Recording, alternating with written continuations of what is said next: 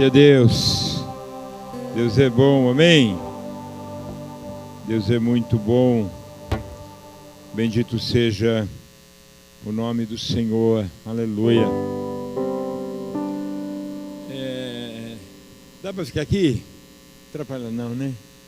É porque está todo mundo para cá. Se eu ficar aí, vou ficar esquisito. Se desse para trazer esse trem para cá, seria bom. Bendito é o nome do Senhor. Aleluia. Eu quero compartilhar uma palavra. Nós temos reunião depois da equipe que vai estar trabalhando no encontro. Precisamos acertar alguns detalhes. E eu desejei aproveitarmos o tempo que estaríamos aqui. A princípio eu pensei só nos líderes. Depois eu lembrei que um monte de líderes não vem. Fizemos domingo de manhã com o pastor Tirso para os líderes, um monte de líder faltou. Falamos, vamos estender para toda a igreja, porque tem gente que valoriza, né? Então vamos... Isso já está sendo gravado, é importante. Depois a gente vai passar para os líderes. Tem gente que valoriza, né? Isso é muito importante. Queridos, Deus é bom, amém? Deus é muito bom. Eu quero compartilhar sobre exemplos dignos de serem imitados. Diga exemplos. Dignos de serem imitados. Nós podemos imitar bons exemplos. Aqui quero falar de duas situações.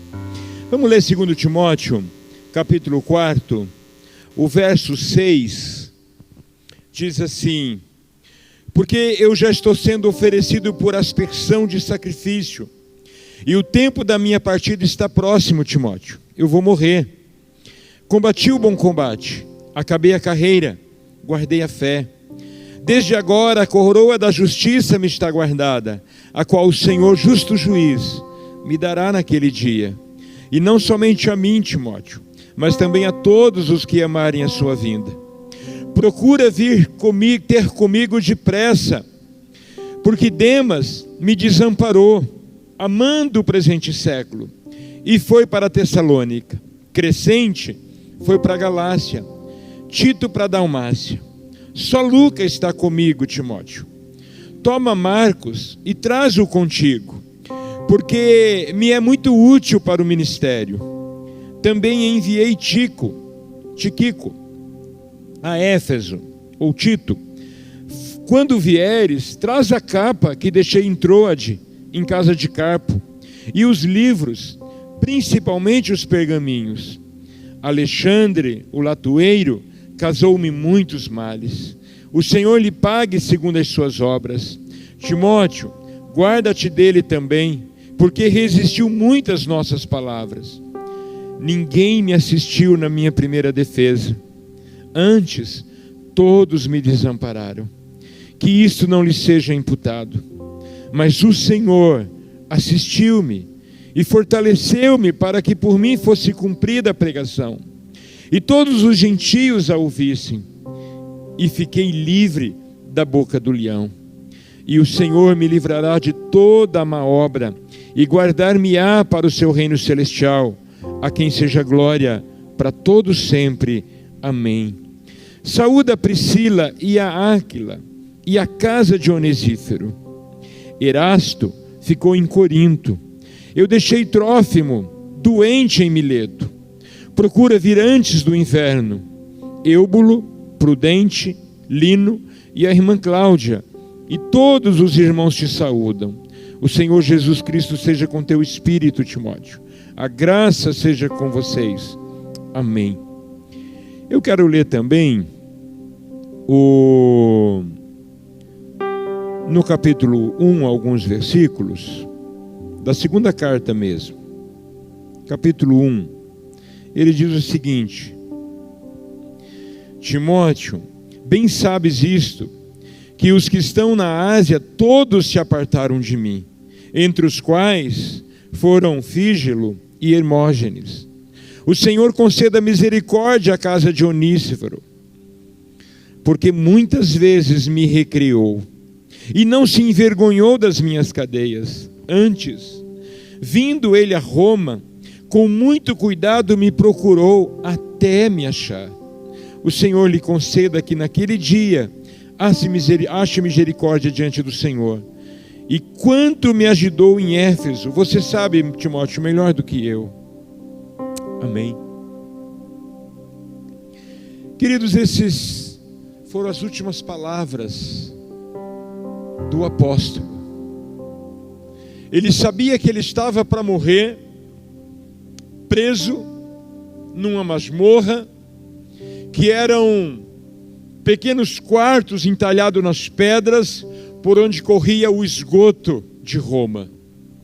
Muitos dos presos nessas situações não sobreviviam até o dia da execução, porque por aquelas latrinas, aqueles esgotos, eles pegavam infecções e morriam antes do tempo.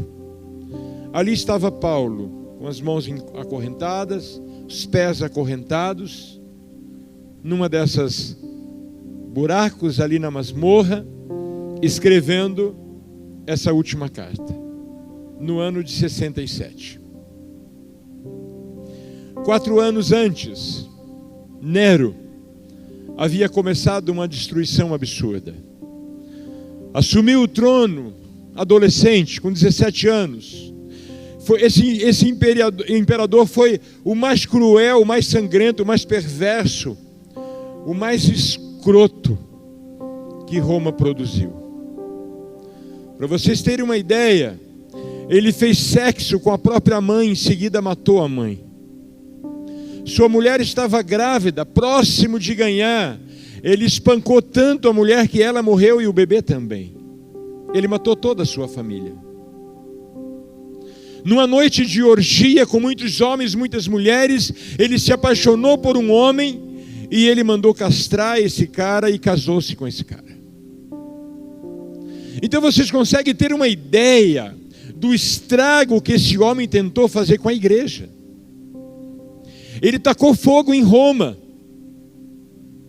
e subiu na torre de Mecenas, e de lá, tomando vinho e tocando lira, ele ficava vendo Roma arder em chamas. Durante 6 dias e 7 noites, o fogo consumiu a cidade de Roma. Dos 14 bairros, 10 bairros viraram cinzas. Os 4 bairros que sobraram eram bairros populosos de cristãos e judeus. Então o que faz Nero? Bota a culpa nos cristãos. Foram eles que tacaram fogo na cidade. E começa uma perseguição com os cristãos. Uma coisa absurda. Diz a história que faltou madeira para crucificar cristãos. Num dia foram crucificados 1.500 cristãos. Num único dia. Ele amarrava cristão nos postes, enchia de betume, de piche e tacava fogo para ver queimar, para clarear a cidade. Dá para vocês terem uma ideia do nível de maldade deste homem. Dá para vocês terem uma ideia de quem é Paulo, que mesmo sabendo dessa perseguição, dessa realidade, ele decide voltar para Roma. Ele decide voltar para ver os cristãos que sobraram, os líderes que sobraram. Ele decidiu, eles precisam ser reanimados, eles precisam ser fortalecidos. Mesmo a igreja dizendo: Paulo, não vá, eles estão matando todos os cristãos, você vai morrer em Roma.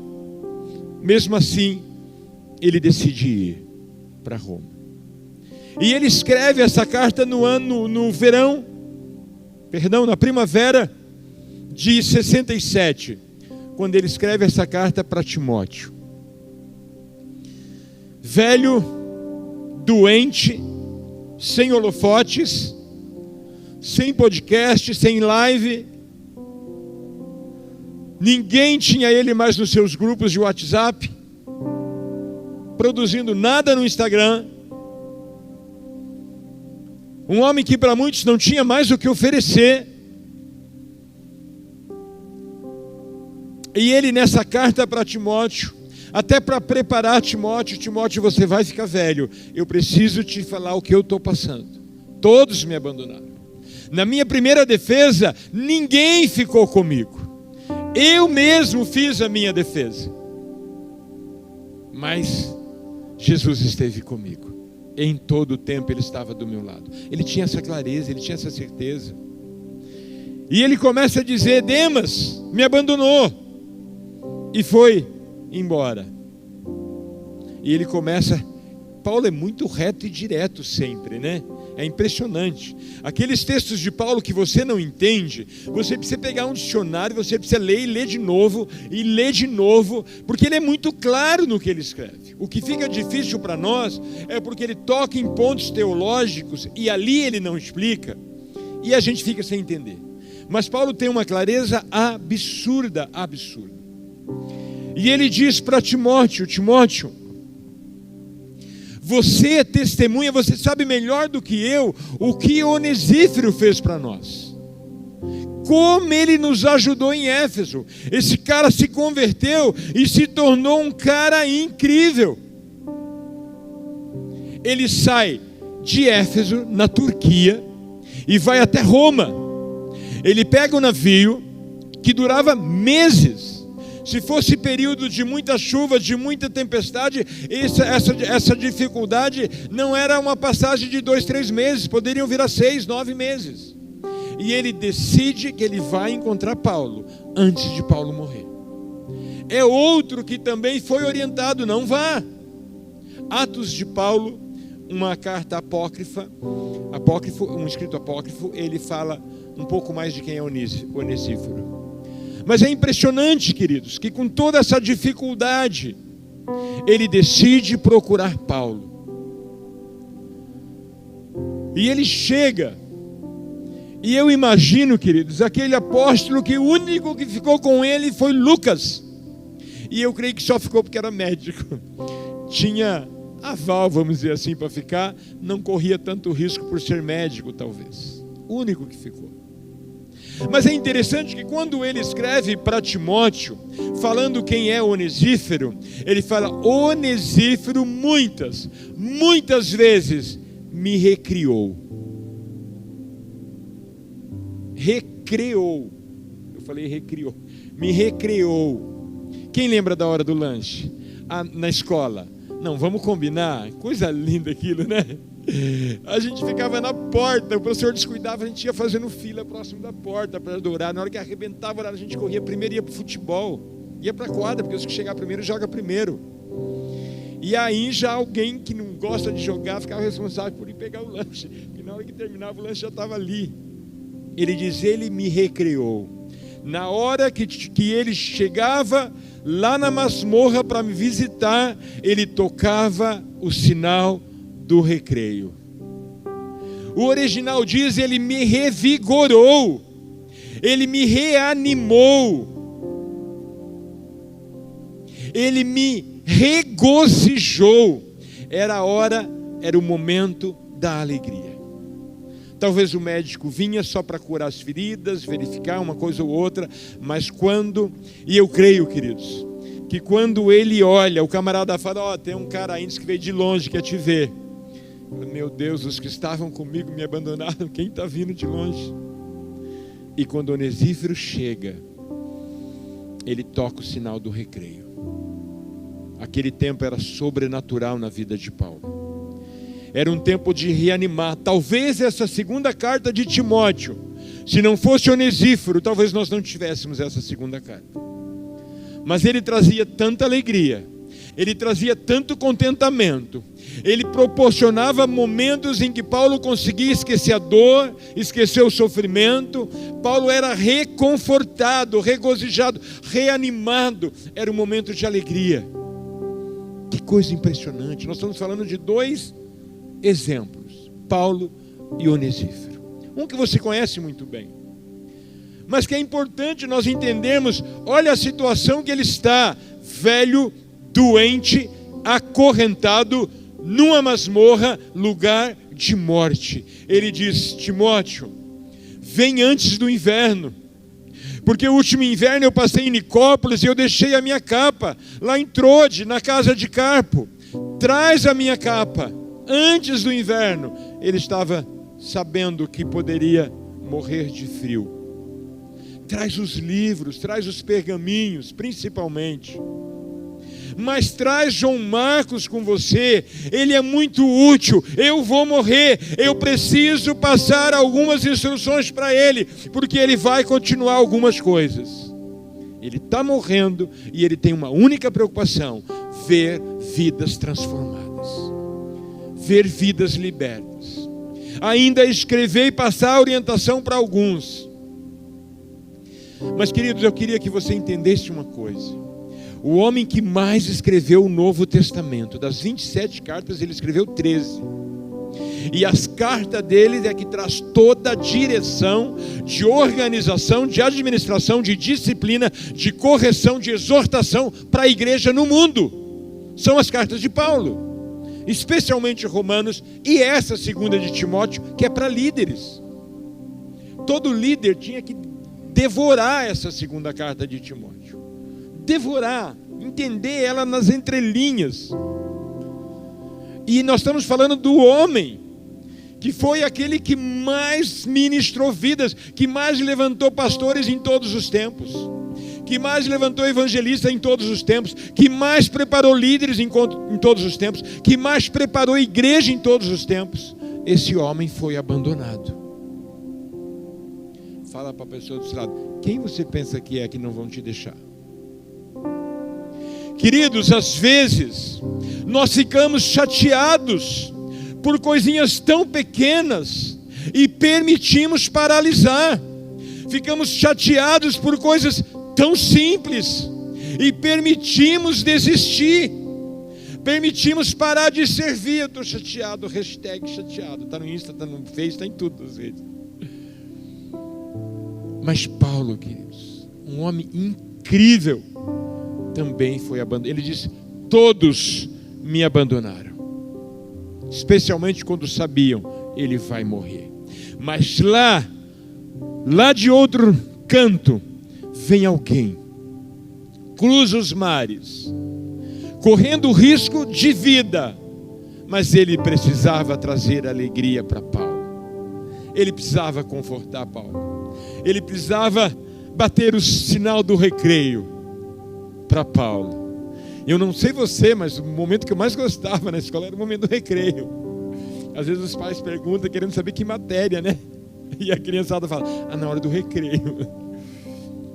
Porque vamos combinar, era o melhor momento, era a melhor hora. Quando bate o sinal, não, que nossa, a gente corria para a quadra. Porque quem chegava primeiro já jogava. Sabe, queridos, eu e você precisamos entender que se Paulo era imparável, indesistível, você pode também ser imparável. Você pode também ser indesistível. Basta você tomar uma decisão, uma postura em Deus e dizer: nada, nem ninguém vai me fazer parar. Eu vou me derramar para servir ao Senhor. E esses dois exemplos nos traz algo fantástico.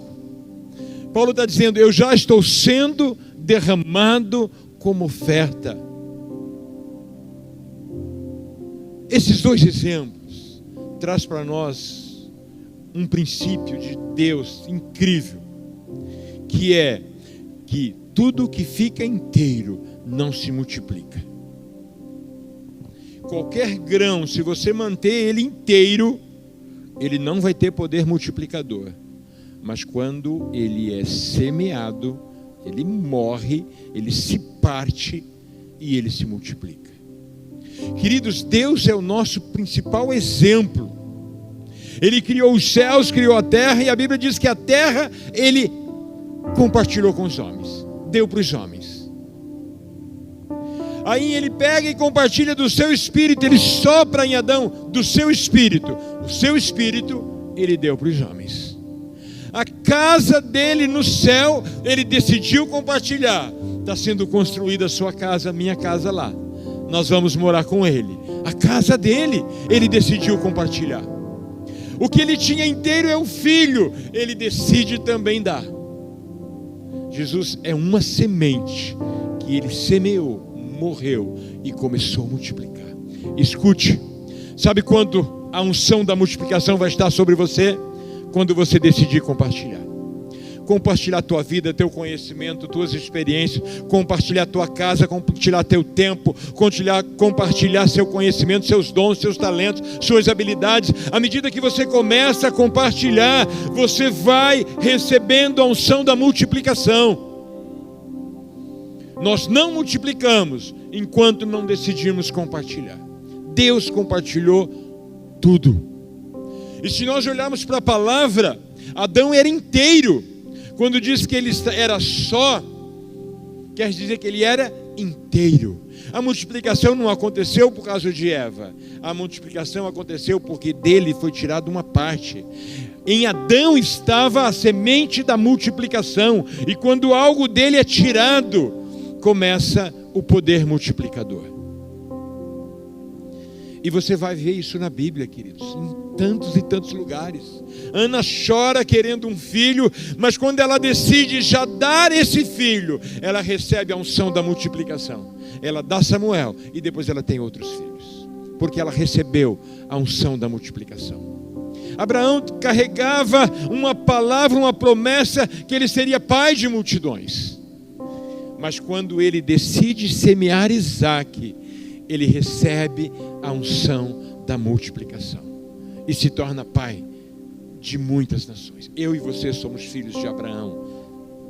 Pela fé, a Bíblia diz que somos filhos de Abraão.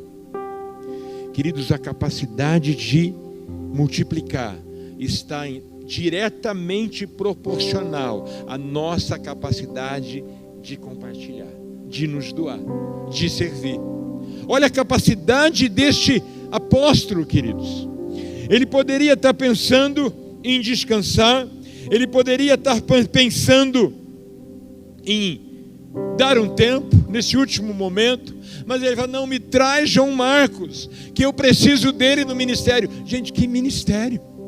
O cara está com as mãos algemadas, com os pés algemados, dentro de um buraco, esgoto da cidade correndo ali, e ele decide que ele precisa ainda passar direções, orientações para Marcos, para aquilo que Marcos precisa fazer no ministério. Ele me é útil no ministério. Olha aí. Mas ele preparando Timóteo, ele diz: Timóteo, todos me abandonaram. Cuidado. Se aconteceu comigo, pode acontecer com você. Timóteo, Alexandre, o latoeiro, me causou muito mal. O texto diz que ele resistiu com violência. Nós não temos detalhes, mas talvez tenha acontecido agressões físicas, porque diz que resistiu com violência, causou muitos males. Cuidado com ele, Timóteo. E ele passa a direção para o seu discípulo, né? E aí ele decide fazer o último MDA, a microcélula. Traz João Marcos, que nós precisamos ainda ter uma microcélula. Eu estou sendo derramado, eu vou partir, eu vou morrer, Timóteo. Chegou o tempo, eu sinto que chegou o tempo. E ele prepara, queridos, um homem que decidiu não ficar inteiro, decidiu se doar, decidiu compartilhar. Queridos, eu não sei você, mas ultimamente eu tenho sido muito incomodado com a nossa religiosidade. Eu tenho sido muito incomodado com esse modelinho. Eu vou no culto de domingo e está tudo bem. Tenho procurado não faltar na célula e está tudo bem. Queridos, eu e você precisamos, queridos, precisamos ficar atentos. Se nós queremos agradar o nosso Senhor, precisa existir em nós uma decisão de compartilhar. Ele compartilhou, os anjos estavam todos lá para adorar, e ele decide compartilhar. Hoje tem anjo guardando a sua casa. Toda vez que eu viajo, eu lembro, e eu tenho certeza que tem anjos especiais na estrada. E aí eu vou tão tranquilo que o pessoal fala: você abusa, você não pode. Mas tem tanto anjo, gente, é tão legal. Queridos, calma, muita calma nessa hora. Existem anjos cuidando da sua casa, cuidando dos seus filhos na escola, cuidando de você no trabalho, cuidando da sua empresa, anjos em volta da igreja. Quantas igrejas não foram destruídas, porque quando eles chegaram, tinha soldados lá fora, anjos guardando o seu carro, guardando a sua vida. Deus compartilhou tudo, tudo. E agora fala, então, fazer célula em casa, porque eu não tenho tempo de limpar antes do pessoal chegar. E às vezes ele leva a criança, derruba as coisas, e aí fica tudo sujo. Não consegue compartilhar a casa, porque vai sujar. Não conseguem compartilhar o tempo. Não consegue parar para ouvir alguém que pede um endereço. Fala, você sabe onde? Não, não sei. Gente, em Curitiba eu fiquei horrorizado. A gente parava, não tinha GPS, né? Ia procurar os endereços dos irmãos. Chegava mais ou menos no bairro, quando falou assim, sabe onde fica? Não, não sei. Você nem terminava a frase, já dizia, não sei. As pessoas não conseguem compartilhar 1 minuto para dar uma informação. É impressionante. É impressionante. Mas Deus compartilhou absolutamente tudo, queridos. Tudo, tudo, tudo, tudo, tudo. A Bíblia diz que o teu Deus não dorme e nem cochila. Tamanha proteção e cuidado que Ele estabeleceu para nós. Você olha esses presidentes famosos, especialmente nos Estados Unidos, né? Quando vai para algum lugar, é atiradores de elite ocupando os principais prédios, é gente na rua, é gente em todo lugar, vem toda uma equipe antes para fazer uma varredura em todos os cantos por onde ele vai passar, para analisar a segurança. Eu e você temos a melhor segurança do universo. Esses presidentes contam só com uma segurança humana, mas eu e você temos uma segurança divina. Ele compartilhou tudo, queridos. Ele decidiu compartilhar tudo, absolutamente tudo, tudo. Sabe, queridos, o IBGE registra nos últimos anos aí que existem divergências, mas aproximadamente 40% de cristão evangélico. 40%. Que deveria estar dando sabor, que deveria estar dando bom cheiro, porque você é o bom perfume de Cristo, amém? Você é o sal da terra, deveria estar trazendo sabor. E o Cristo que habita em você, o Espírito Santo que habita em você, Ele tem a luz do mundo. Deveríamos estar clareando onde as trevas.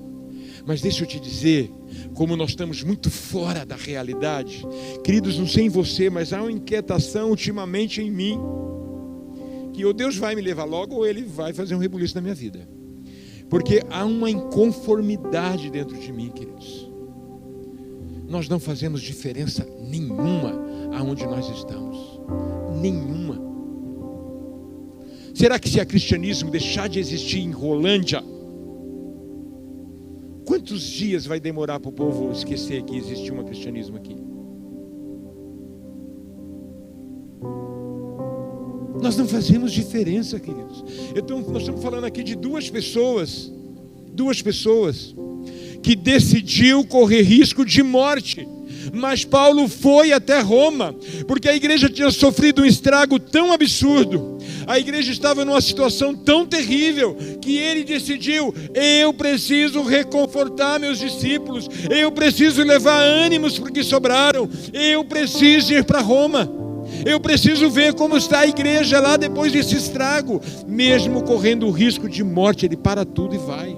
A igreja não queria que ele fosse, os líderes não queriam que ele fosse. Paulo, é sua morte, eu preciso ir ver meus discípulos. Onesífero, quem é Onesífero na ordem do dia? Alguns aqui nem sabiam que ele existia, mas agora você sabe, vai ler um pouquinho mais sobre ele. Onesífero. Timóteo, você sabe quanto ele nos ajudava, Timóteo.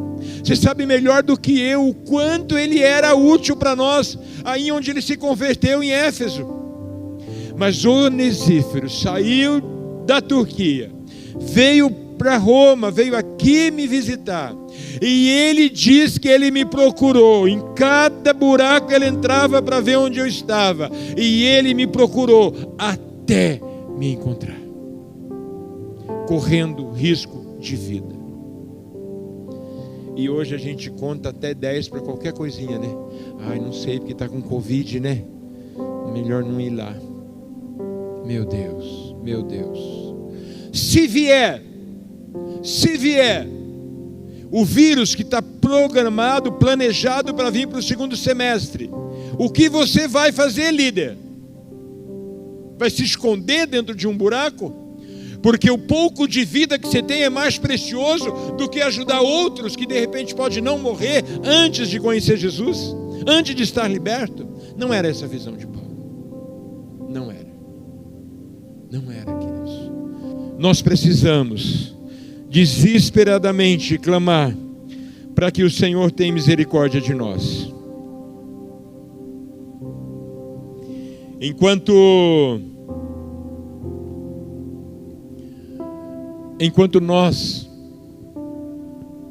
às vezes estamos tão tranquilos, às vezes reclamamos porque demorou 15 minutos a mais no culto. Não, e vamos combinar, é chato mesmo, quando só demorou porque a pessoa estava empolgada. Aquela palavra não está tão interessante, né?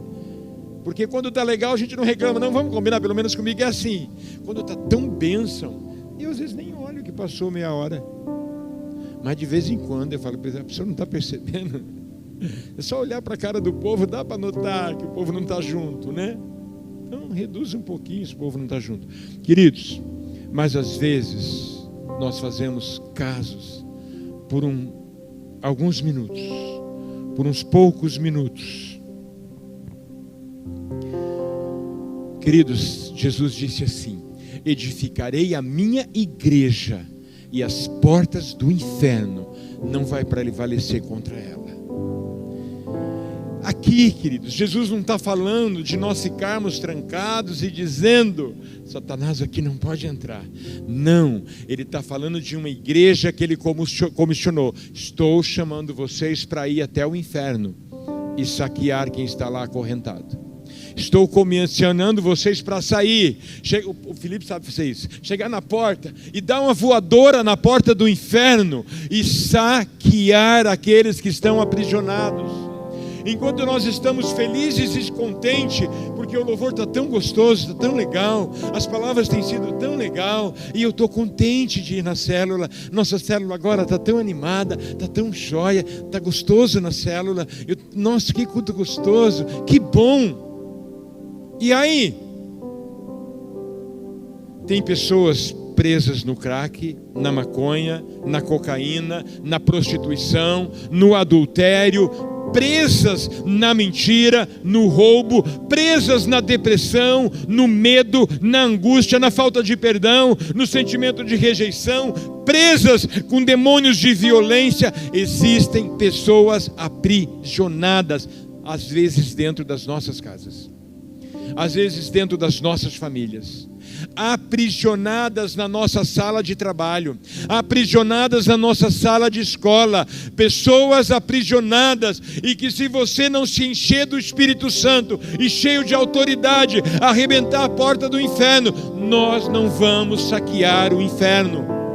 E essa é a nossa missão, esse é o nosso desafio, queridos. O nosso desafio não é ser crente e esperar na igreja Jesus voltar. Não vejo a hora que chega fevereiro, próximo dia da Ação Santa. É tão legal. Mas o que você vai fazer entre essa e a próxima? O que você vai fazer entre uma ministração e outra que você recebe? O que você está fazendo? Queridos, a maioria de nós, eu digo nós, não fazemos diferença nenhuma, espiritualmente falando, aonde nós estamos. O máximo que às vezes somos um bom funcionário. O máximo que às vezes acontece, somos um bom amigo de trabalho. O máximo, que alguns nem são. Vira e mexe, fulano é da tua igreja? Mas que mal, hein? Que sujeito ruim de serviço, hein? Eu ouço isso, queridos. Vira e mexe. Faz um tempinho que não tenho escutado. Mas eu ouvia isso. Nossa, mas que mala, o sujeito ruim de serviço. Então assim, além de não fazer diferença nenhuma espiritual, às vezes ainda somos um péssimo funcionário. Olha que situação. Um péssimo colega de trabalho. Às vezes nem isso somos. Queridos, a noiva de Cristo está sendo preparada. E eu tenho sentido um desafio absurdo de pegar mais sério com vocês, porque senão nós não vamos estar apercebidos quando ele fala: vinde bendito. Tudo que você vai escutar é: apartai-vos de mim, cabrito. Não é cabrito que ele fala. Queridos, eu e você precisamos desesperadamente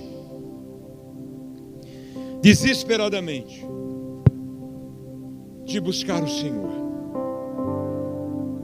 Desesperadamente.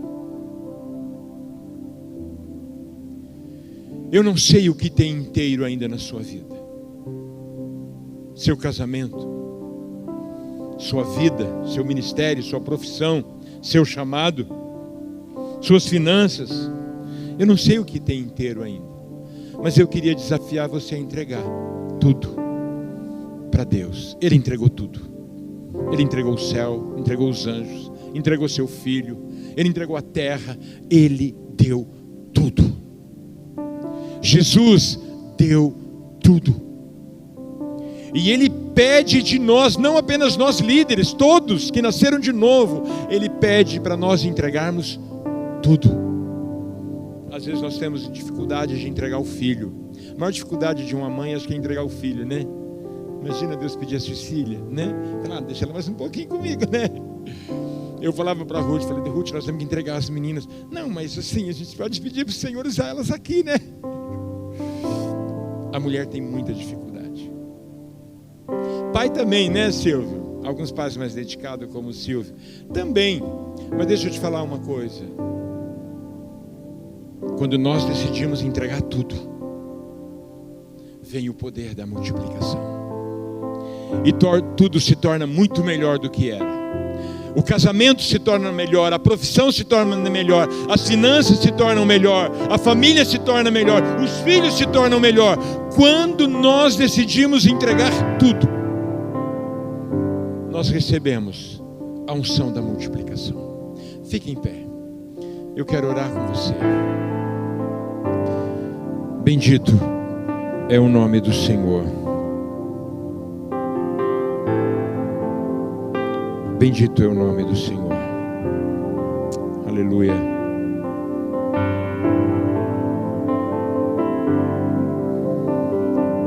Nós devemos pedir: Senhor, faz de mim pelo menos 10% de um apóstolo Paulo. Senhor, faz de mim. Eu sempre digo que lá no céu, depois de Jesus, Paulo é o camarada que eu quero sentar e falar: cara, você foi demais, você me ajudou pra caramba. Paulo, tem um monte de coisa que eu só entendi por tua causa. Cara, você foi incrível. Paulo é incrível. Mas Onesíforo é incrível. É um excelente exemplo para nós. Um excelente exemplo para nós. Queridos, quantas vezes nós esquecemos das pessoas que nos ajudaram? Quantas vezes nós viramos as costas para as pessoas que nos ajudaram? A gente olha para trás e fala: puxa, foi tão importante, né? Nunca mais liguei. Puxa vida, nunca mais, né? Nem adicionei no Face. Não... Nós esquecemos às vezes, querido, das pessoas que nos ajudam. Mas sabe, cada pessoa que você já ajudou, quando ela resolve te procurar e ela vem com gratidão, como isso é um refrigério, queridos? Como isso é um refrigério tremendo. Esses dias eu comentei, acho que com o Felipe, um rapaz que já jovem, 18 anos, foi terminar o primário lá em Rondônia, a irmã era professora lá, voltou a estudar porque eu motivei, incentivei, comecei a dar reforço para ele, e ele foi fazendo supletivo. Ele vinha, eu trabalhava no banco, tinha tarde em casa, ele vinha à tarde, todas as tardes ele vinha em casa, eu dava aula para ele, ajudava, e ele foi terminando, e terminou o ensino médio, e nós mudamos de lá, nunca mais nos falamos. E há pouco tempo ele me procurou, me achou no Face: Satírio, hoje eu sou procurador, advogado, procurador do município tal. E eu não posso, eu tinha que compartilhar isso com você. Você foi muito especial naquele momento. Você me fez sair da onde eu estava, me desafiou, me levou a acreditar. Eu precisava compartilhar isso. Já tem um tempinho, um rapaz que estava trabalhando na construção da igreja, que estava sendo construído para ser alugado para nós, para ser igreja. Olha que coisa. E ele trabalhando lá, eu compartilhei de Jesus. E ele me achou no Face também, já tem uns 2 anos isso. Ele falou: Satiro, lembra daquele? Eu falei: não, lembro de você, eu lembro, mas não lembro dos outros 2. Ele falou: todos nós nos convertemos. Eu não fui na sua igreja, que eu achei que era uma igreja mais para bacana. Eu fui numa igrejinha simples lá no bairro, e lá eu entreguei minha vida para Jesus. Hoje eu sou pastor. Aquele rapaz que estava comigo também é pastor. Que legal, queridos, que legal. Então, nós já estamos terminando. Eu só queria que você saísse do seu lugar. Se alguém já foi um onesífero na sua vida, você sai do lugar e vai lá agradecer. Ou os onesíferos que estão aqui, já teve um Paulo, sai do teu lugar lá e vai agradecer. Não comigo, ninguém precisa vir falar comigo aqui, entre vocês, tá? Você pode cantar também, além de tocar? Puxa uma música aí. O restante fica aqui, você fica aí. O restante fica aqui. Eu queria que você saísse do seu lugar e fosse agradecer alguém. Enquanto eu vou começar a orar por vocês como igreja. Sai do teu lugar, Pai. Eu quero abençoar esse povo que está aqui, Senhor.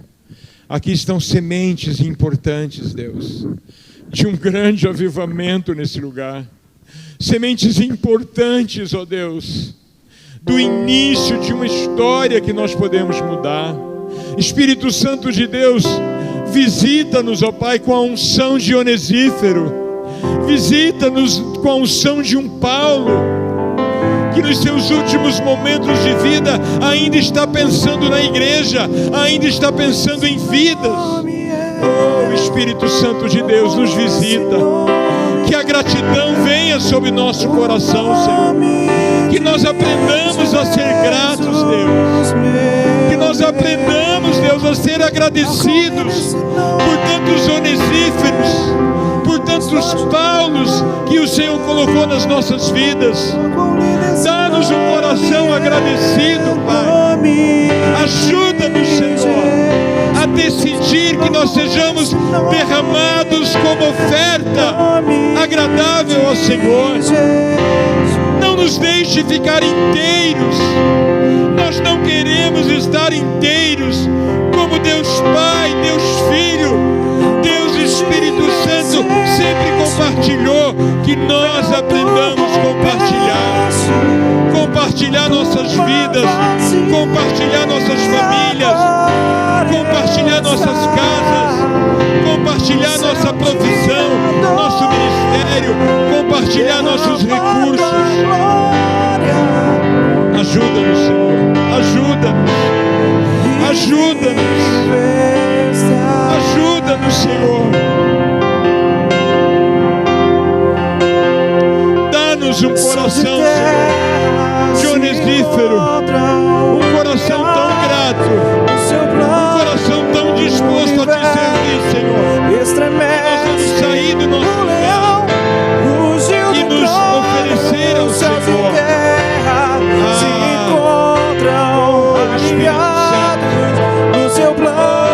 Espírito Santo, ajuda-nos.